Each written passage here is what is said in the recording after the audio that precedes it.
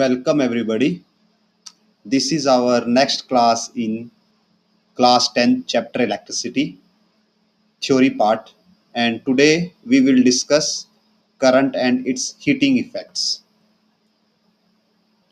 Till now we have covered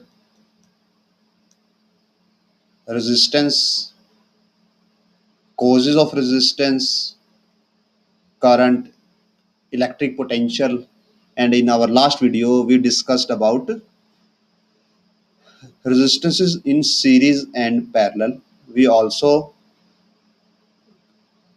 calculated the formulas or drive the formulas for how to add resistances in series and parallel cases. So today we will go forward and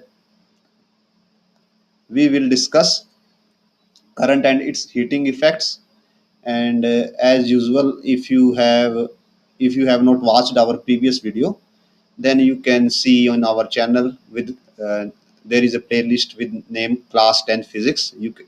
There you can find out our all videos regarding this series. And if you like our videos, please share these, subscribe to our channel, and also press the thumbs up, because more you share, more you subscribe, more we feel motivated to make such content. It is a zero cost way for you to support us, so please do like, share, and subscribe. With this, let's start today's topic: current and its heating effects. So current and heating.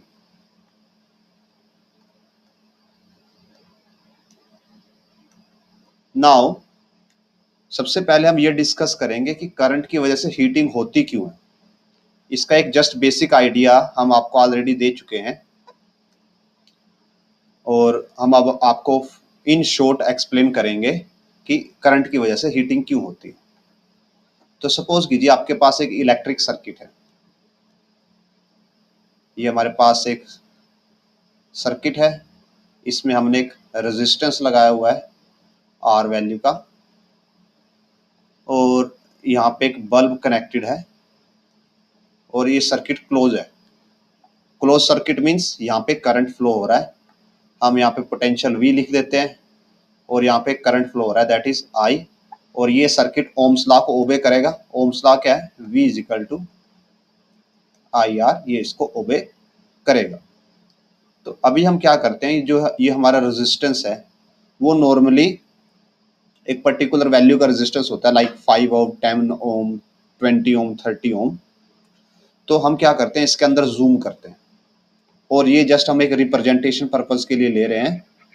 Actual जो condition है वो इससे very कर सकती हैं. हम normally metal का case लेके ही एक्सप्लेन कर रहे हैं.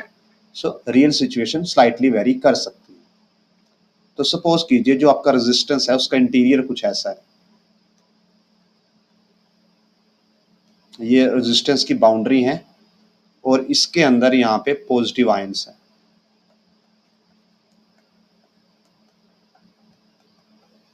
Like this.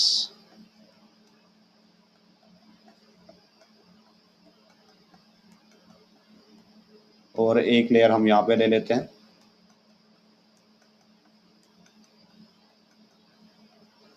नाउ सपोज कीजिए आपने यहाँ पे बैटरी का पॉजिटिव टर्मिनल कनेक्ट किया हुआ है, तो यहाँ पे सब पॉजिटिव है, और आपने यहाँ पे बैटरी का नेगेटिव टर्मिनल कनेक्ट किया हुआ है. सो ये नेगेटिव है साइड, और हम यहाँ पे ऐसे बैटरी भी कनेक्ट कर देते हैं. This is positive, this is negative. Now ये जो रेजिस्टेंस है वो किसी एक मेटल का बना हुआ है, और मेटल के अंदर बहुत सारे इलेक्ट्रॉन्स होते हैं. तो हम सपोज कीजिए एक इलेक्ट्रॉन ले लेते हैं. एक इलेक्ट्रॉन हमने यहाँ पे ले लिया, और एक इलेक्ट्रॉन हमने यहाँ पे ले लिया. नाउ जैसे ही आप सर्किट को कंप्लीट करते हो, तो जो इलेक्ट्रॉन है, इलेक्ट्रॉन के ऊपर नेगेटिव चार्ज होता है. नेगेटिव चार्ज पॉजिटिव की तरफ अट्रैक्ट होगा. सो ये जो इलेक्ट्रॉन है ये मूव करेगा ऐसे. अब जो मूवमेंट होती है वो रैंडम होती है, मीन्स वो ऐसे स्ट्रेट नहीं जाने वाला. ये जो मूवमेंट होती है ये रैंडम होती है. ये इलेक्ट्रॉन क्या करता है, यहाँ पे जाके स्ट्राइक करेगा, फिर वहाँ से बाउंस बैक करेगा, स्कैटर होकर यहाँ पे स्ट्राइक करेगा, यहाँ पे स्ट्राइक करेगा, फिर यहाँ से फिर से स्कैटर होकर यहाँ पे स्ट्राइक करेगा, और ऐसे एक रैंडम पाथ लेके इलेक्ट्रॉन फाइनली यहाँ तक पहुँच जाएगा। ठीक है, और फिर यहाँ से सर्किट कंप्लीट करता हुआ वापस यहाँ पे आ जाएगा। तो ये बेसिक हम ऑलरेडी आपको एक्सप्लेन कर चुके हैं। नाउ व्हेन जब इलेक्ट्रॉन यहाँ से यहाँ पे स्ट्राइक करता है तो क्या होता है, वो कुछ एनर्जी अपनी यहाँ पे दे देता है, फिर वो कम वेलोसिटी से वापस आता है। अब यहाँ पे फिर से आपने पॉजिटिव लगाया हुआ है, ये पॉजिटिव इसको फिर से अट्रैक्ट करता है, इसकी वेलोसिटी फिर से बढ़ती है, ये फिर से स्ट्राइक करता है, ये फिर से अपनी एनर्जी इसको दे देता है, फिर ये स्लोली मूव कर रहा होता है, फिर से यहाँ पे पॉजिटिव की वजह से ये अट्रैक्ट होता है, ये फिर से एनर्जी गेन करता है, फिर से स्ट्राइक करता है। तो जैसे जैसे इलेक्ट्रॉन स्ट्राइक करता रहता है तो वो अपनी एनर्जी कुछ एनर्जी यहाँ पे ट्रांसफर करता है। सपोज कीजिए ऐसे इसने थोड़ी थोड़ी एनर्जी अपनी अपनी यहाँ पे ट्रांसफर कर दी। ये इलेक्ट्रॉन फिर से एक्सेलरेट हुआ, ये यहाँ पे स्ट्राइक किया, फिर से एनर्जी यहाँ पे ट्रांसफर करेगा, यहाँ पे स्ट्राइक हुआ, यहाँ पे ट्रांसफर किया। सो ऐसे जो इलेक्ट्रॉन है जब वो मूव करते हैं और वो एक्सेलरेट होते हैं, एक्सेलरेट किसकी वजह से होते हैं, पॉजिटिव चार्ज उनको अट्रैक्ट करता है। तो ये जो पॉजिटिव चार्ज का अट्रैक्शन है इसकी वजह से इलेक्ट्रॉन्स क्या करते हैं, जो ये पॉजिटिव न्यूक्लियस हैं इनको एनर्जी देते रहते हैं। अब ऐसा एक इलेक्ट्रॉन नहीं होने वाला, यहाँ पे लाखों इलेक्ट्रॉन होते हैं जो सेम प्रोसेस कर रहे होंगे। तो ऐसे लाखों इलेक्ट्रॉन जब सेम प्रोसेस करते हैं तो ये जो पॉजिटिव आयंस हैं इनके पास एनर्जी आती रहती है, लाइक दिस। और जब इनके पास एनर्जी आती है तो व्हाट हैपन्स, तो क्या होता है, ये भी मोशन स्टार्ट कर देते हैं। मोशन लाइक ये नहीं कि जैसे इलेक्ट्रॉन मूव कर रहा है ये वैसे मूव करेंगे, नहीं, ये क्या करते हैं, अपनी पोजीशन के अराउंड वाइब्रेट करना स्टार्ट कर देते हैं, लाइक दिस। ये ऐसे वाइब्रेशंस करना स्टार्ट कर देते हैं सारे के सारे। और जब ये ऐसे वाइब्रेशन करते हैं तो ये क्या करते हैं, एनर्जी को रेडिएट करते हैं, एनर्जी छोड़ते हैं बाहर, किसकी फॉर्म में, हीट की फॉर्म में। और यही होता है हीटिंग इफेक्ट ऑफ करंट, कि जब किसी सर्किट के अंदर आप ज्यादा करंट फ्लो करवा रहे हो, ज्यादा करंट का मतलब कि वहां पे ज्यादा इलेक्ट्रॉन है जो कि फ्लो कर रहे हैं, ज्यादा इलेक्ट्रॉन फ्लो कर रहे हैं मीन्स ज्यादा कोलिजन हो रहे हैं, ज्यादा कोलिजन हो रहे हैं मीन्स जो पॉजिटिव न्यूक्लियस हैं उनके पास ज्यादा एनर्जी आ रही है, और ज्यादा एनर्जी आ रही है तो वो क्या हो रहे हैं, वो ज्यादा वाइब्रेट हो रहे हैं। और अगर वो ज्यादा वाइब्रेट हो रहे हैं तो मीन्स वो क्या कर रहे हैं, हीट डेवलप कर रहे हैं। और जो ये हीट होती है ये आपकी टू फॉर्म्स में हो सकती है, या तो आप इसको विजिबल फॉर्म में, मीन्स जब आपको दिखाई देने लगे कि ऑब्जेक्ट ग्लो हो गया है, और सेकंड होता है इंफ्रारेड, जो कि नॉर्मल हीट का फॉर्म होता है, जहाँ पे आपको टच करने के बाद पता चलता है कोई ऑब्जेक्ट गर्म है या ठंडा है, वो होता है इंफ्रारेड। और जब आपको दिखाई दे कि कोई ऑब्जेक्ट ग्लो करने लग गया, जैसे बल्ब ग्लो करता है, तो आप वहाँ पे नॉर्मली देख के बता सकते हो कि ऑब्जेक्ट गर्म है, बहुत ज़्यादा गर्म है, इसलिए वो विजिबल में रेडिएशन एमिट करने लग गया। सो होता क्या है कि जो आपकी ये हीट है, जब ये न्यूक्लियस वाइब्रेट करता है तो वो क्या रिलीज करता है, वो रिलीज करेगा हीट। और ये हीट ऑलवेज किस फॉर्म में होती है, रेडिएशन की फॉर्म में।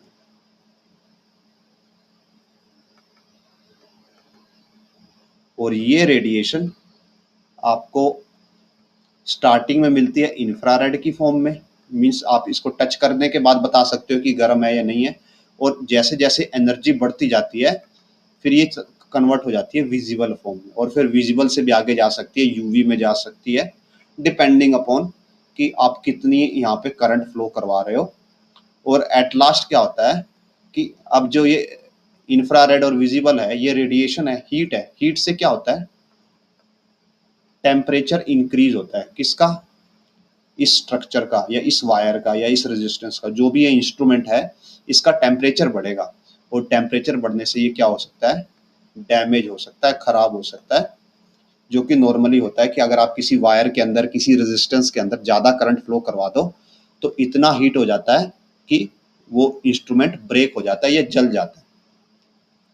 सो this is the basics of heating effect of current, कि करंट फ्लो करवाने से हीटिंग कैसे होती है, ये उसका जस्ट बेसिक्स है। ये इसका आइडिया हमने आपको हमारी फर्स्ट वीडियो में भी दिया था कि रेजिस्टेंस कैसे आता है। रेजिस्टेंस भी ऐसे ही आता है कि जब इलेक्ट्रॉन स्ट्राइक करते रहते हैं तो उनको यहाँ से यहाँ पहुँचने में, मीन्स सपोज कीजिए अगर ये इलेक्ट्रॉन है आपके पास, ये इलेक्ट्रॉन जब यहाँ पे कोलिजन करता है अलग अलग टाइप के, तो इसको इस पोजीशन से यहाँ तक पहुँचने में टाइम लगता है, ओपोजिशन मिलती है। ये यहाँ से ऐसे फ्रीली नहीं जा सकता, इसको यहाँ से यहाँ जाने में ओपोजिशन मिलती है in the form of collisions. और इन कोलिजन से दो चीज़ें होती हैं। नंबर वन, एनर्जी एक्सचेंज होता है, इलेक्ट्रॉन की एनर्जी इनके पॉजिटिव न्यूक्लियस के पास जाती है, उससे हीटिंग होती है। और दूसरा कि जो इलेक्ट्रॉन है ये डिले होता है पहुंचने में, उससे रेजिस्टेंस पाथ, रेजिस्टेंस बनता है। एंड जितना ये ज़्यादा वाइब्रेट होंगे उतना ही कोलिजन भी बढ़ते जाते हैं। मीन्स जितना हीट प्रोड्यूस होगी रेजिस्टेंस उतना बढ़ता जाएगा, उतना ज़्यादा कोलिजन होते जाएंगे। तो ये एक टाइप की साइकिल बन जाती है लाइक दिस, कि यहाँ पे आप ऐसे बोल सकते हो कि जो रेजिस्टेंस है, रेजिस्टेंस की वजह से क्या होती है, हीट डेवलप होती है। हीट की वजह से क्या होता है, मोर वाइब्रेशंस होती हैं। मोर वाइब्रेशन की वजह से मोर कोलिजन्स होते हैं, और मोर कोलिजन की वजह से फिर से रेजिस्टेंस आ जाता है। तो ये एक साइकिल बन जाती है फीडबैक की, जहाँ पे रेजिस्टेंस हीट बढ़ाता है, हीट से वाइब्रेशन ज़्यादा होती है, ज़्यादा वाइब्रेशन से ज़्यादा कोलिजन होते हैं, ज़्यादा कोलिजन से ज़्यादा रेजिस्टेंस होता है, फिर से हीट बढ़ती है। तो ये एक टाइप का पॉजिटिव साइड इफेक्ट का वो बन जाता है कि जहाँ पे सब कुछ चीज़ें अपने आप को फीड करती रहती हैं। मीन्स आप करंट बढ़ाते जाते हो और हीटिंग भी बढ़ती जाती है। So that's how heating effect in normal metals works. So अब हमने इसकी थ्योरी पार्ट तो देख लिया, कि हमने इसकी अंडरस्टैंडिंग तो डेवलप कर ली कि होता कैसे है। अब हम इसके लिए न्यूमेरिकल पार्ट भी देखेंगे। सो जो पावर होती है, इलेक्ट्रिक पावर की दी जाती है voltage into current, VI। And power होती क्या है, अगर हम प्रीवियस क्लास में ऑलरेडी पढ़ चुके हैं। What is power? Power is rate of doing work, work करने का रेट, या फिर rate of consumption of energy. Means power क्या है, या तो वर्क अपॉन टाइम या एनर्जी बाय टाइम। और वर्क और एनर्जी की यूनिट दोनों की सेम ही होती है, तो हम पावर को यहाँ पे लेके क्या चलते हैं, energy by time is equal to VI। Energy के लिए हम E सिंबल यूज करते हैं और टाइम के लिए T सिंबल यूज करते हैं। तो यहाँ से आ जाता है E/T is equal to VI, और E एनर्जी आ जाती है VI/T। अब जो हमारे पास ओम्स लॉ है, ओम्स लॉ हमें बताता है that V is equal to IR। तो V की वैल्यू हम यहाँ पे पुट कर सकते हैं। फ्रॉम दिस हमें मिलता है V is equal to IR होता है, तो IR into I into T, और I²R/T। सो ये जो E है ये है एनर्जी, और एनर्जी को आप लिख भी सकते हो हीट। सो हीट की वैल्यू आ जाती है I²R/T। नाउ हम अब इसका मीनिंग समझते हैं कि इसका मीनिंग क्या है।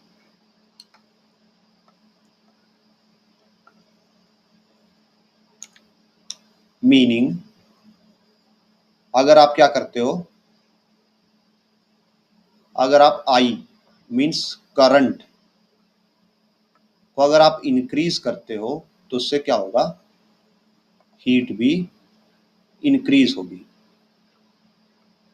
अगर आपने करंट को कम किया तो हीट भी कम हो जाएगी। अगर आपने रेजिस्टेंस को इंक्रीज किया तो मतलब हीट इंक्रीज हो जाएगी। अगर रेजिस्टेंस को डिक्रीज किया तो मतलब हीट भी डिक्रीज हो जाएगी।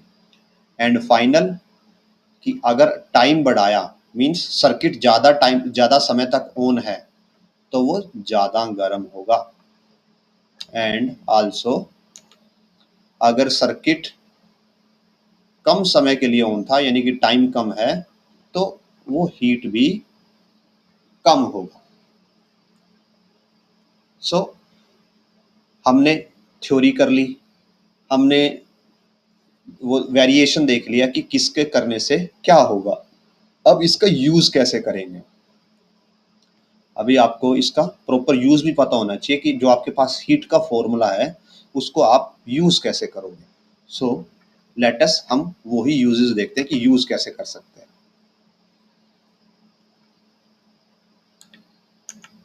How to apply in daily life.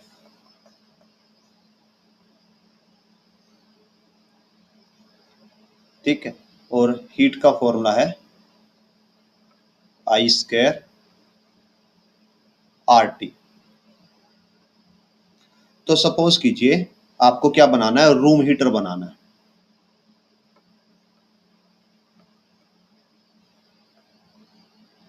हम रूम हीटर की बात करते हैं।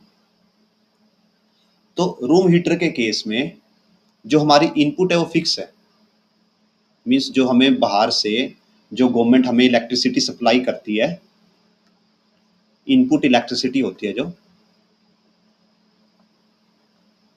वो क्या होती है, फिक्स होती है। उसमें जो वोल्टेज है जो इंडिया में यूज की जाती है वो 220 टू 240 वोल्टेज यूज की जाती है। और जो आपका उसमें मैक्स करंट है वो करंट भी उसकी भी एक रेंज होती है, फिक्स रेंज, कि अगर आप इससे ज़्यादा करंट सिस्टम पे डालोगे तो सिस्टम इससे ज़्यादा लोड नहीं लेने वाला। तो आप क्या कर सकते हो, अगर आप फॉर्मूला देखोगे यहाँ पे आई स्क्वायर आर टी, तो इस सिनेरियो में अगर आप देखो तो आई तो आपका फिक्स है, जो टाइम है आप रूम हीटर चला रहे हो तो टाइम तो आपका डिपेंड करेगा कि आपने कितने टाइम तक चलाया। तो एक तो आप ये वेरिएबल है आपके पास, आप टाइम को अपने घर पे कंट्रोल कर सकते हो। और दूसरा रेजिस्टेंस, तो जो मैन्युफैक्चरर है जो हीटर बनाएगा वो क्या करता है, हाई रेजिस्टेंस लेता है, सो दैट आपको क्या मिल सके, आपको ज़्यादा से ज़्यादा हीट मिल सके। अगर आर ज़्यादा होगा तो हीट भी ज़्यादा हो जाएगी।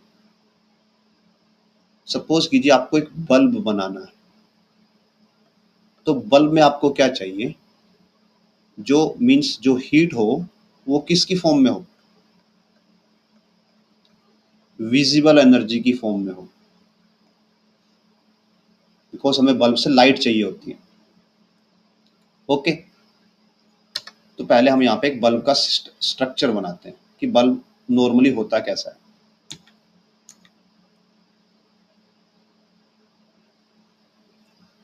सो नॉर्मल बल्ब कुछ ऐसा होता है जिसमें जो ये हम टंगस्टन बल्ब की बात कर रहे हैं, यहाँ पे दो टर्मिनल्स होते हैं जो पावर से कनेक्ट करते हैं और उनके बीच में एक यहाँ पे फिलामेंट होता है।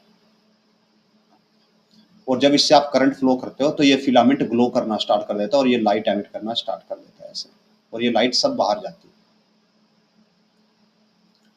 सो इसमें भी हमें बिकॉज हीट ज़्यादा प्रोड्यूस करनी है, हमें विजिबल एनर्जी चाहिए, तो हम क्या यूज़ करेंगे,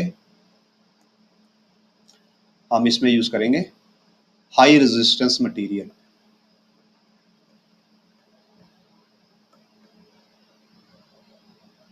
अब इस हाई रेजिस्टेंस मटेरियल की एक और प्रॉपर्टी होनी चाहिए, क्या, हाई मेल्टिंग पॉइंट। मींस कोई मटेरियल है जिसका रेजिस्टेंस बहुत ज़्यादा है, अब उससे वो बहुत ज़्यादा हीट प्रोड्यूस करेगा। अब ज़्यादा हीट प्रोड्यूस होने से हमने आपको बताया था कि जो मटेरियल है वो खुद डैमेज हो सकता है, मेल्ट भी हो सकता है। तो अगर आपको वो मेल्ट नहीं होने देना, उसका मीनिंग क्या है कि उसका मेल्टिंग पॉइंट ज़्यादा होना चाहिए, सो दैट टेम्परेचर बढ़ने पे भी वो मटेरियल मेल्ट ना हो। साथ में हमें चाहिए एक इनर्ट एनवायरनमेंट। इनर्ट एनवायरनमेंट का मीनिंग है कि जो बल्ब के अराउंड जो यहाँ पे एरिया है, या तो ये वैक्यूम हो, बिल्कुल खाली हो, यहाँ पे ऐसा मटेरियल हो जो इस बल्ब के फिलामेंट के साथ रिएक्ट ना करे। ऐसा क्यों? क्योंकि जब आप केमिस्ट्री में आप पढ़ चुके हो कि रिएक्शंस होती हैं, chemical reaction, and chemical reaction अगर आप टेम्परेचर को बढ़ा दो, अगर आप टेम्परेचर को इंक्रीज कर दो तो बहुत बहुत चांसेस होते हैं कि रिएक्शन हो जाएगी। कम टेम्परेचर पे रिएक्शंस कम होती हैं, ज़्यादा टेम्परेचर पे केमिकल रिएक्शंस जल्दी होती है। तो सपोज कीजिए आपने यहाँ पे कोई मटेरियल डाला, उसने फिलामेंट के साथ रिएक्ट करना स्टार्ट कर दिया, तो वो फिलामेंट को डैमेज कर देगा। सो दैट्स वाई जो यहाँ पे फिलामेंट मटेरियल है उसके आसपास ऐसा मटेरियल होना चाहिए जो इसके साथ रिएक्ट ना करे। तो इसलिए हम वहाँ पे एक ऐसा मटेरियल लेते हैं जो इनर्ट एनवायरनमेंट दे, या जिनको बोला जाता है नोबल गैसेस।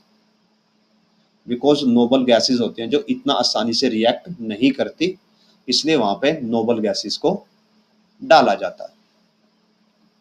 तो ये हो गया हमारा बल्ब का सिनेरियो। अब हम एक बिल्कुल उल्टा वो लेके चलते हैं, reverse case, connecting wire.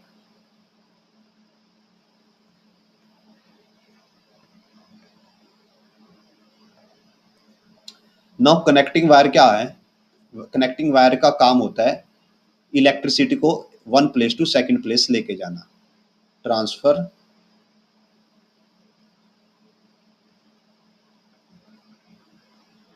Electricity from one place to another. तो उसको बिजली को, इलेक्ट्रिसिटी को एक जगह से दूसरी जगह लेके जाना है। और वायर के अंदर भी बाय डिफॉल्ट क्या प्रोड्यूस होगी? हीट प्रोड्यूस होगी। और हीट से क्या होता है? Loss of energy. तो हम क्या चाहेंगे कि कनेक्टिंग वायर के केस में जो हीट है ये क्या हो? मिनिमम हो, ताकि एनर्जी का कम से कम लॉस हो और मैक्सिमम एनर्जी एक पॉइंट से दूसरे पॉइंट तक जा सके। तो ऐसे सिनेरियो में आप क्या करोगे? आप जो वायर का रेजिस्टेंस है वो क्या रखोगे? मिनिमम रखोगे। बिकॉज हीट क्या होती है? I square R T. आई आपके हाथ में कंट्रोल करना नहीं है, बिकॉज जो amount of maximum current and amount of voltage वो बाहर से डिसाइड होती है। आप रेजिस्टेंस कंट्रोल कर सकते हो और टाइम कंट्रोल कर सकते हो। तो आप रेजिस्टेंस इतना मिनिमम रखोगे कि जो हीट है ये बहुत ही कम प्रोड्यूस हो। तो इससे क्या होगा? Number one, loss of energy कम होगा। नंबर टू, जो आपकी वायर है वो वायर मेल्ट नहीं होगी और किसी भी तरीके के डैमेज से बच जाएगी। अब हम एक और एप्लीकेशन देखते हैं जो कि डेली लाइफ में बहुत ही रेलिवेंट होती है, that is fuse, electric fuse.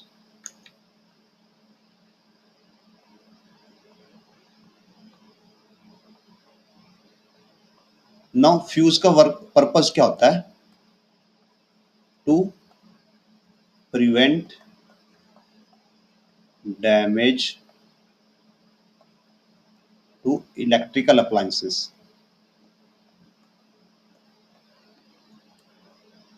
Means कैसे? कि सपोज कीजिए आपका कोई एक इंस्ट्रूमेंट है ये, जो कि मेन इलेक्ट्रिसिटी से कनेक्टेड है। अब जो ये आपका इंस्ट्रूमेंट है ये 2 एम्पियर तक के करंट पे काम कर सकता है। उससे ज़्यादा का अगर करंट आता है तो ये खराब हो जाएगा, ये डैमेज हो जाएगा। सडनली ऐसा क्या होता है कि इलेक्ट्रिक सर्किट में कोई, जहाँ से आपके पास सप्लाई आ रही है वहाँ पे कोई गड़बड़ होती है और आपका करंट 3 एम्पियर तक चला जाता है। तो उस केस में क्या होगा, ये आपका 2 एम्पियर तक ही ले सकता था, उसके बाद ये सिस्टम आपका इंस्ट्रूमेंट डैमेज हो जाएगा। तो इसको रोकने के लिए हम क्या यूज करते हैं, इलेक्ट्रिक फ्यूज यूज करते हैं। फ्यूज क्या होता है, एक अलॉय होता है, और इस अलॉय की प्रॉपर्टी क्या होती है, लो मेल्टिंग पॉइंट। अब इस प्रॉपर्टी से आपको क्या बेनिफिट मिलेगा, अब जैसे आपको पता है इसका मेल्टिंग पॉइंट लो है, तो जैसे ही इसको हीट मिलेगी, ज़्यादा हीट मिलेगी, तो ये क्या हो जाएगा, ब्रेक हो जाएगा, पिघल जाएगा, मेल्ट हो जाएगा, और उससे क्या होगा, कनेक्शन ब्रेक हो जाएगा। सपोज कीजिए कैसे, अभी हम आपको एग्जांपल देते हैं कि ये आपका इंस्ट्रूमेंट था जो कि 2 एम्पियर तक ही जा सकता है, ये आपकी कनेक्टिंग वायर है, अभी आपने बीच में इसमें एक फ्यूज कनेक्ट कर दिया, ये हमारा फ्यूज है, और यहाँ से पास हो रहा है, और ये जो फ्यूज है ये 2 एम्पियर का फ्यूज है, मीन्स ये मैक्सिमम 2 एम्पियर अलाउ करेगा, उसके ज़्यादा अलाउ नहीं करेगा।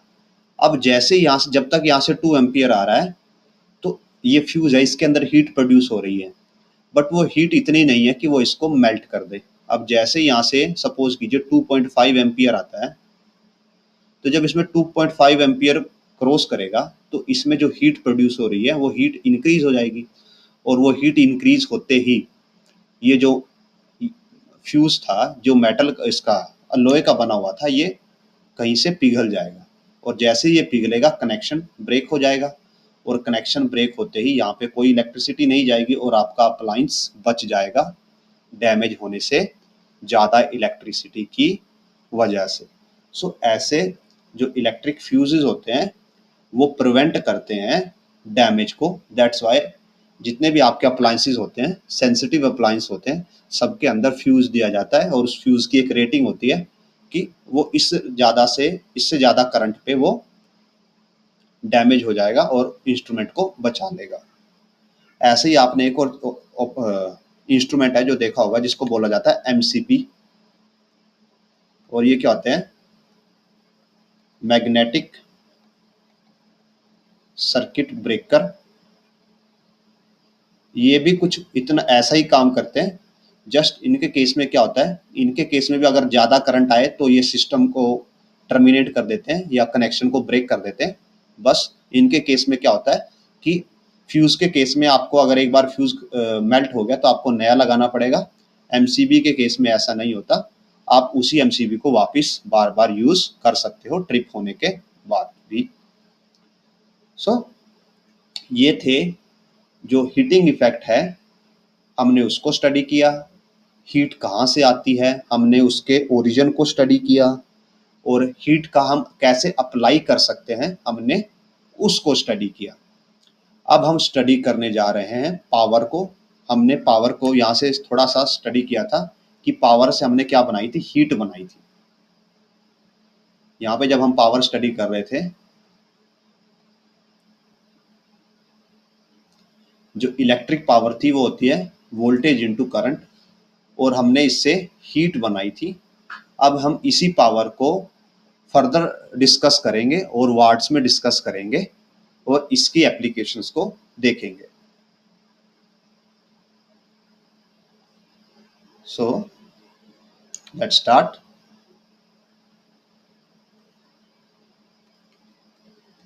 Electric power.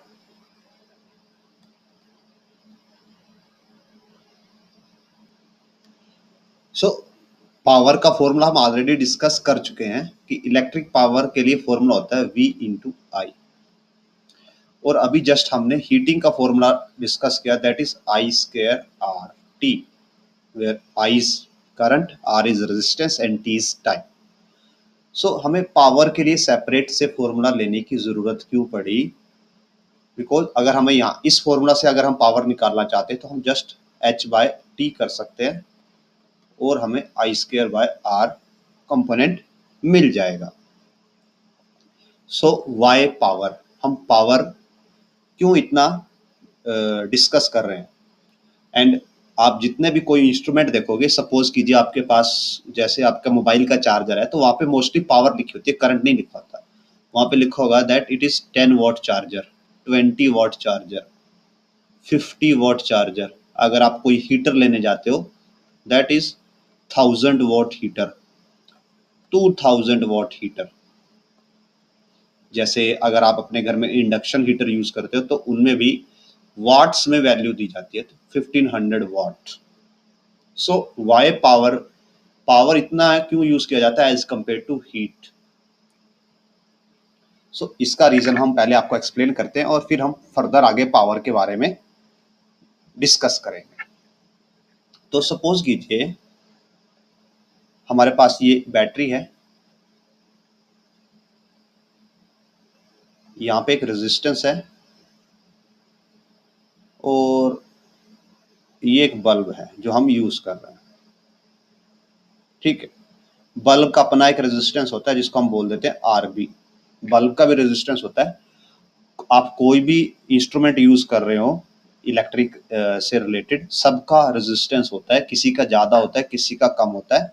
जिनका कम होता है हम उनको इग्नोर कर देते हैं। जैसे ये वायर्स होती हैं, जो इलेक्ट्रिक वायर होती है, इनका भी रेजिस्टेंस होता है, ये भी हीट प्रोड्यूस करती हैं, बट वो रेजिस्टेंस इतना कम होता है कि हम उसको इजिली इग्नोर कर पाते हैं। सो ये पॉजिटिव, ये नेगेटिव। अब इस सर्किट से कोई ना कोई करंट फ्लो होगा, आई, बिकॉज ये दोनों सीरीज में है तो करंट दोनों में सेम रहेगा। नाउ जो इस सर्किट में जो करंट फ्लो हो रहा है उसका फॉर्मूला आएगा टोटल वोल्टेज, यानी कि जो यहाँ पे वोल्टेज है V बाय टोटल रेजिस्टेंस, जो कि होगा R प्लस RB। सो सर्किट में जो करंट है वो वोल्टेज पे डिपेंड करता है और रेजिस्टेंस पे डिपेंड करता है। अब ये जो वोल्टेज होती है ये ऑलमोस्ट फिक्स होती है, fix to quite certain accuracy. जैसे कि घरों के केस में जो आपके पास डोमेस्टिक सप्लाई आती है वो 220 टू 240 वोल्ट ही आती है, तो ये तो फिक्स है। मींस रेजिस्टेंस किस पे डिपेंड कर रहा है? इनवर्सली, ओ सॉरी, करंट किस पे डिपेंड कर रहा है? इनवर्सली रेजिस्टेंस पे। और अगर आप यहाँ पे फॉर्मूला देखो, इस केस में जब हम वोल्टेज फिक्स कर दें तो अगर इस केस में अगर हम हीट निकालने लग जाए, हीट कहाँ पे? बल्ब के केस में अगर हीट निकालने लग जाए तो हीट होती है आई स्क्वायर आर टी, और आई की वैल्यू है V by R plus R B, और होल स्क्वायर इंटू ये आर कौन सा है? जो बल्ब का रेजिस्टेंस है, बाय टी। अब आप ये मान के चलिए कि बल्ब का रेजिस्टेंस ज़्यादा है और ये आर बहुत स्मॉल है, तो हम इस आर को इग्नोर कर देंगे, तो आपके पास फाइनल अप्रोक्सीमेट आंसर ये आएगा, अप्लाइड वोल्टेज बाय जो आपका बल्ब है इसका रेजिस्टेंस इनटू टाइम। सो क्या होता है कि नॉर्मली हमें जो करंट है उसकी वैल्यूज पता ही नहीं होती हमें, बिकॉज जो हमारे सर्किट में हमारे पास इनपुट आ रही है बाहर से, उसमें वोल्टेज तो फिक्स है, बट जो करंट है वो बहुत ही लार्ज वेरी कर सकता है, जैसे 1 एम्पियर टू 36 एम्पियर। तो ये रेंज बहुत ज़्यादा है, करंट की रेंज बहुत ज़्यादा है वेरी करने की, बट वोल्टेज की रेंज बहुत कम है वेरी करने की। वोल्टेज बहुत ही स्मॉल रेंज में वेरी होती है और करंट बहुत ही ज़्यादा रेंज में वेरी होता है। इसलिए आपको अगर वहाँ पे हीटिंग वैल्यू दी जाए कि ऑब्जेक्ट है जो इतनी जूल्स ऑफ हीट प्रोड्यूस करेगा या उसका करंट इतना है, तो आप वहाँ से प्रॉपर आइडिया नहीं लगा सकते। तो उसके लिए एक बेटर टर्म दी जाती है, दैट इज पावर। ये जो पावर होती है ये जस्ट यही है, जैसे हमने अभी ये निकाला ना, अगर हम इसको थोड़ा सा रीअरेंज कर दें, यहाँ पे ये h है, अगर हम t को डिवाइड कर दें यहाँ पे h by T, so this is v square by R P, और इसी को बोला जाता है पावर। और आपको ये मिलती है कहाँ से? कि जो आप वोल्टेज अप्लाइड कर रहे हो और उसका जो रेजिस्टेंस है, तो यहाँ पे आप करंट को इग्नोर कर देते हो, करंट की वैल्यू को आउट कर देते हो सिस्टम से, बिकॉज करंट वेरी भी ज़्यादा करता है, इसलिए आपको उसकी वैल्यू आप अगर लेने भी वाले हो तो उससे आपको इतना डेफिनेट आइडिया नहीं मिलने वाला ऑब्जेक्ट के बारे में। सो अभी पावर से हमें कैसे आइडिया मिलता है, हम वो डिस्कस करते हैं। सो हाइयर द पावर, जितनी ज्यादा पावर होगी, more energy instrument will consume. Means अगर आपके पास दो इंस्ट्रूमेंट हैं, एक है 10 वोट का और एक है 20 वोट का, तो जो 20 वोट वाला है it will consume more energy, ये ज़्यादा एनर्जी कंज्यूम करेगा। और कितनी करेगा? डबल एनर्जी कंज्यूम करेगा। ये 10 वॉट कंज्यूम कर रहा है तो ये 20 वॉट कंज्यूम कर रहा है। और बिकॉज जो वॉट होती है वो पावर की यूनिट है और वो होती है जूल पर सेकेंड। पावर होती है आपकी, हम पावर को ऑलरेडी डिस्कस कर चुके हैं प्रीवियस क्लास में। पावर होती है वर्क बाय टाइम। हम एक बार यहाँ पे भी आपको आइडिया दे देते हैं कि जो पावर का बेसिक फॉर्मूला होता है, पावर होती है work slash energy by time. Now work और एनर्जी की यूनिट होती है जूल, टाइम की होती है सेकंड। सो हमें मिलती है जूल पर second. So power is joule पर सेकंड।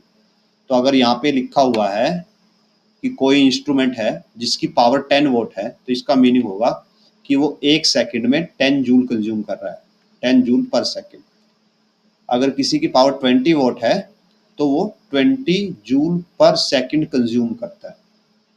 अब जैसे अगर आपके घर में कोई हीटर है और उसकी पावर है 1000 वॉट, तो वो 1000 जूल पर सेकंड कंज्यूम कर रहा है। Now coming to daily life और प्रैक्टिकल लाइफ, मतलब कि जो हमारा डेली लाइफ में होता है, अगर हम उस पे आए तो आपको वहाँ पे ऐसे यूनिट नहीं मिलती, वहाँ पे आपको पर आवर यूनिट मिलती है। कैसे?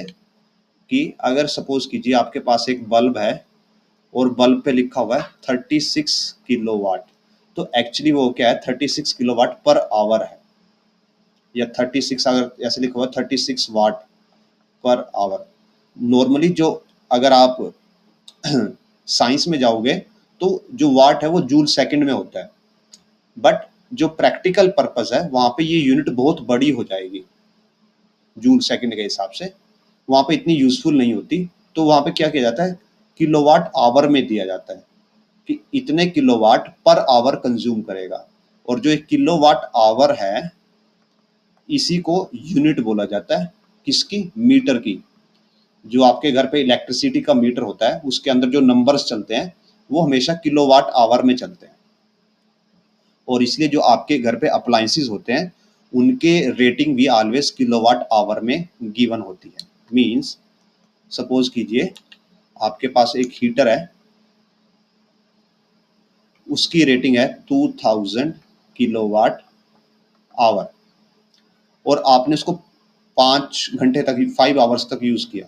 तो अगर आप उसको 5 आवर्स तक यूज करते हो तो मीन्स आप उसने उसको कितना किया, 10,000 किलोवाट यूज किया। और ये 1 किलोवाट मीन्स 1 यूनिट, तो मीन्स ये हो गए आपके 10,000 यूनिट वो कंज्यूम करेगा। प्रैक्टिकल पर्पस में इतना कोई नहीं होता, मोस्टली 2 किलोवाट 3 किलोवाट इतना ही होता है। जैसे जो पुराने बल्ब्स आते थे पहले, एलईडी से पहले, तो वो होते थे 100 वाट पर आवर के बल्ब्स होते थे। मींस अगर आप उसको 10 आवर्स यूज करते हो, अगर आप उसको 10 आवर्स यूज करोगे तो टोटल कंजम्पशन हो जाएगा 100 वाट इंटू 10, 1000 वाट, 1000 वाट हो जाएगा 1 किलोवाट, और 1 किलोवाट होता है 1 यूनिट। मींस अगर आपने इसको 10 घंटे यूज किया तो आपने 1 किलोवाट कंज्यूम कर दिया। 1 किलोवाट होता है 1 यूनिट के बराबर, जो आपका इलेक्ट्रिसिटी का मीटर होता है उसके अंदर। सो विथ दिस, जो हीटिंग इफेक्ट ऑफ करंट है और जो पावर का कंसेप्ट है वो हम कंप्लीट कर चुके हैं। एंड अगर इससे रिलेटेड कोई और टॉपिक होगा तो हम उसको एक सेपरेट लेक्चर में अलग से कवर कर देंगे, जो भी रिमेनिंग होगा इस चैप्टर में। And most of the all हम जो चैप्टर है उसकी थ्योरी को हम कवर कर चुके हैं। अब इसके बाद हम कवर करेंगे इस चैप्टर से रिलेटेड एक क्वेश्चन बैंक, जिसमें हम अराउंड 100 क्वेश्चन कवर करने की कोशिश करेंगे, जिसके अंदर न्यूमेरिकल्स भी होंगे और थ्योरेटिकल क्वेश्चंस भी होंगे एंड प्रीवियस ईयर क्वेश्चंस भी होंगे जो बोर्ड के एग्जाम में पूछे गए हैं, सो दैट हम आपको एक आइडिया दे पाएँ दैट कि क्वेश्चन कैसे पूछे जाते हैं और उनको आप कैसे आंसर कर सकते हो, और जो न्यूमेरिकल्स है उनको किस टाइप से सॉल्व कर सकते हो। सो उन सभी को जो हमारी ये इसके रिगार्डिंग वीडियोस होंगी, अगर आप उनको पाना चाहते हैं, उनको जल्दी से जल्दी देखना चाहते हैं, तो हमारे चैनल को सब्सक्राइब जरूर करें। अगर आपको ये वीडियो अच्छी लगी हो तो इसको शेयर जरूर करें अपने दोस्तों के साथ एंड बेल आइकन भी दबाएं, because more you share, more you subscribe, more we feel motivated to make such content, and it is a zero cost way for you to support us, so please do like, share and subscribe. with this हम इस video को ख़त्म करते हैं और नई video में जल्द ही मिलेंगे। Thanks for watching.